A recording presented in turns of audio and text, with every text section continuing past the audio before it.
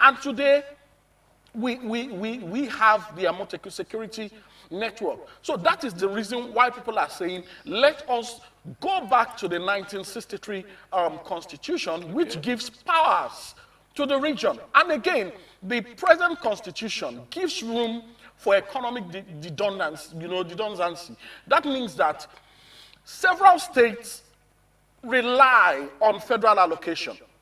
Every month, they wait for the federal government to give them allocation, helps and handouts. We've even seen cases where states are bailed out on a regular basis. It also shows that the foundation is faulty, which is our constitution. We want a situation where the states will be economically independent. They will generate their own resources. Oh, if you have cocoa, then put it to economic use, push it to commercial level. In the North, they've always said, oh, the North, they don't have this, they don't have X, Y, Z. We used to remember about the granite pyramid. But besides the granite pyramid, what about solar energy? The North can harness solar energy and use it to, even the windmills, and use it to perform wonders. Then in the Southeast, you talk about the palm. You talk about palm. There are people that are Southwest here. IT is becoming the hub of Lagos. Many states or regions, so to speak, if they are allowed to, or if the Constitution enables them to operate regionalism, I am telling you, it is going to encourage innovation. Many people are, in fact, we bear the name Federal Republic of Nigeria, but we are not actually a federal state. We are operating a unitary system. If we have a true federal state, I mean a true federal country, the states or the component parts are supposed to generate enormous revenue and now contribute royalties, lots of royalties to the center, while the state uses its funds to develop itself. That is the kind of federalism that we want. And the 1999 Constitution does not provide for this. When next the question comes back to me, we'll now go into the local government system. Wait. Yes. Let me just help out. Wait, let me help out, and that's why I'm here. To help Mr. Abara. No, you're not here to help me. You are here to state your legal position, and I'm here to state the political perspective. Is he helping himself? Yeah, he's helping himself. Mr. Abara's ideas are very beautiful, and I very well agree with it. But because I'm the expert, I know that you can use the same. Oh God! You can use the same. You know, lawyers have a way to make it. They are wonderful. You cannot just claim to be an expert. His ideas are very beautiful. You know. That's what they call the learned. That's why they claim to be the learned. They claim. Yes. But his ideas can be incorporated into the 1999 Constitution. That is why we have constitutional amendment process. And then, are you aware that we're operating a rigid constitution? Have you considered that a rigid constitution, the constitution that we have, that it is very rigid in nature? Fantastic. Are you aware of that? Should I tell you the major advantage of it? Wait. Do you know the process? You know I'm a political. You know I'm a political scientist. Wait. Can I hope you know. Wait. Can I enlighten you? I should enlighten you because this is my field. Okay, it's your field. I am a political scientist. I'm a constitutional lawyer. So we draft the Constitution. Oh, we draft the Constitution. It's not lawyers. No, it is the responsibility of the political wait. scientists to draft the Constitution. Okay. But you can go ahead. As a legal practitioner, Okay, two things. Okay. And make those two things brief. Okay. A rigid constitution is a very, very beautiful thing to have. Because no dictator can just come in and change it at will. If a constitution is changeable at will, the dictatorship is guaranteed. Anybody that wants excess power will just come in and change the country, arrogate all powers to himself, and everybody is doomed. So that's the reason why most constitutions in the world, including the American Constitution, are rigid. You cannot just amend the Article 1, Article 2, Article 3. That is why the process in Section 9 says that you must use two-thirds. First, you must get to third at the National Assembly level. Then you now come back to the states and get to third. But for that, a lot of things would have So gone there is wrong. positivity in rigidity. There is serious positivity in rigidity, especially when it involves the Constitution. Because the Constitution is the organizer and the harbinger of what government should be. And the distribution and that of is power. the reason, let me borrow Sibajo's term, that is the reason why we are where we are today in Nigeria. Now that we are where we are today, we've said, you've highlighted the fact that the 1999 Constitution is the reason for most of the challenges we've Yes, seen. emphatically. Because it's a constitution that promotes a unitary system of government. And he's saying that it's all about implementation of the constitution. Amidst all of these challenges, what exactly is the way forward? What if we're not able to reform this constitution that people are clamoring for?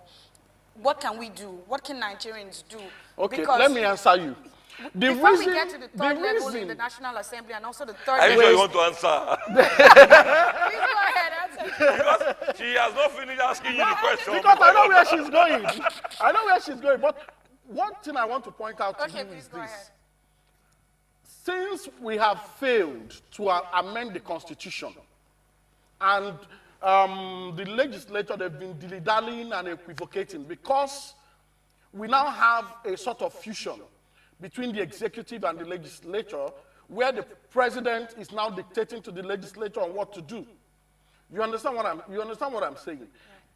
This problem that we are currently having is what is leading, or what has led to the crisis that we have in the country.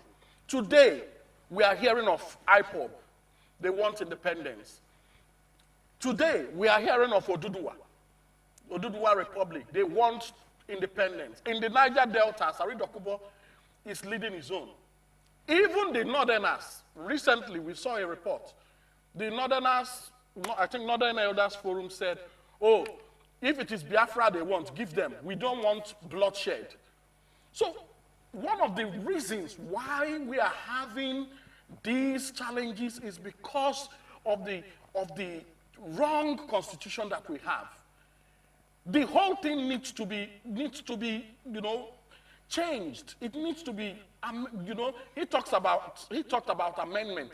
But in our own case, we've seen how cumbersome it has become to amend the Constitution because of the mindset of the political class that we have. We've magnified ethnocentrism. Nobody has that national interest at heart. Okay, in the National Assembly, most of them are Northerners. And Northerners are opposed to some of these progressive changes that we are advocating for. Nnamdi. Why? Okay, so Because they are benefiting from the Nnamdi, system. sorry, Chairman, sorry. We will go on a short break now, and I think we probably will watch some of the excerpts from the President's speech, which was delivered on June 12th. And when we come back, the program continues shortly. Do stay tuned.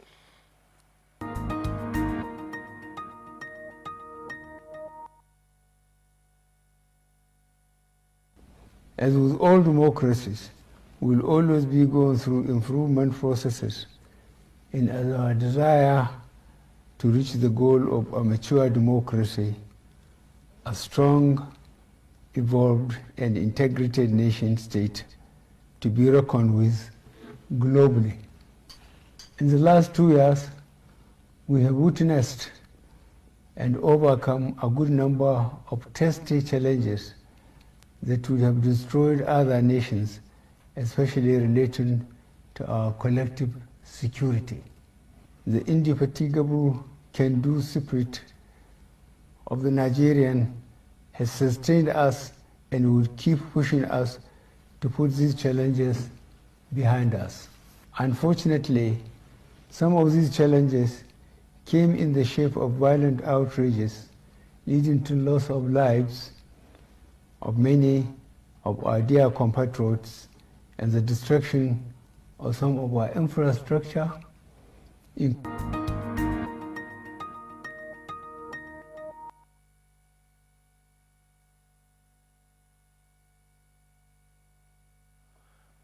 Yeah, that was the speech of the President Muhammadu Buhari, the CNC. Gentlemen, briefly, you had the speech. What do you make of it? But more importantly, from that speech, do we see light at the end of the tunnel? Especially when you also observe that the President commended the indefatigable can-do spirit of Nigerians, acknowledging that. For me, this is the first time, that the president is delivering what looks like a good, presidential speech.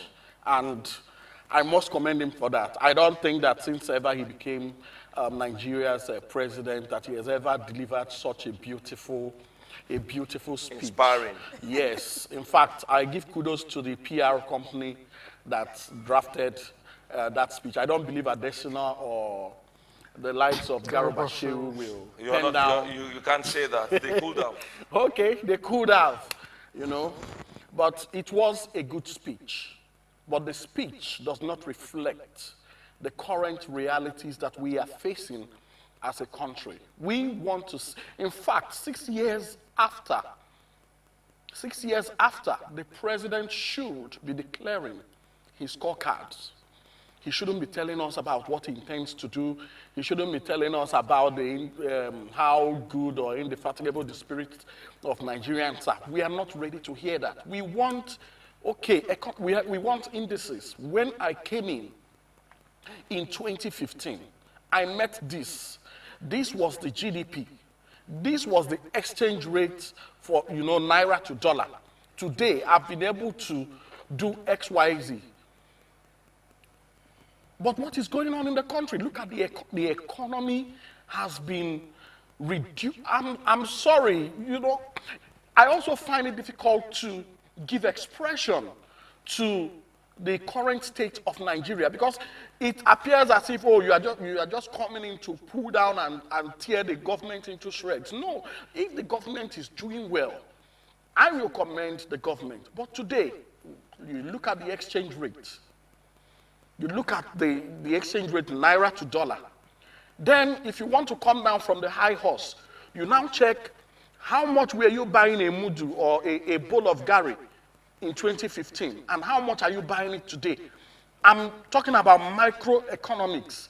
You find out that the level of poverty in the land has increased, and that is what is fueling the insecurity that we currently have in the country. Look at the NSAS protest that was later taken over by thugs. I need you to be brief.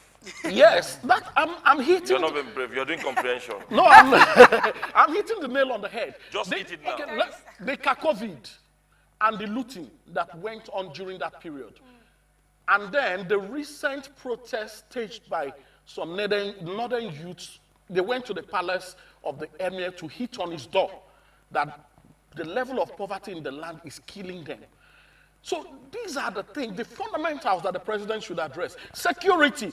All over the country there is insecurity. You cannot move around as a well-meaning Nigerian without your security orderly. Look at the East.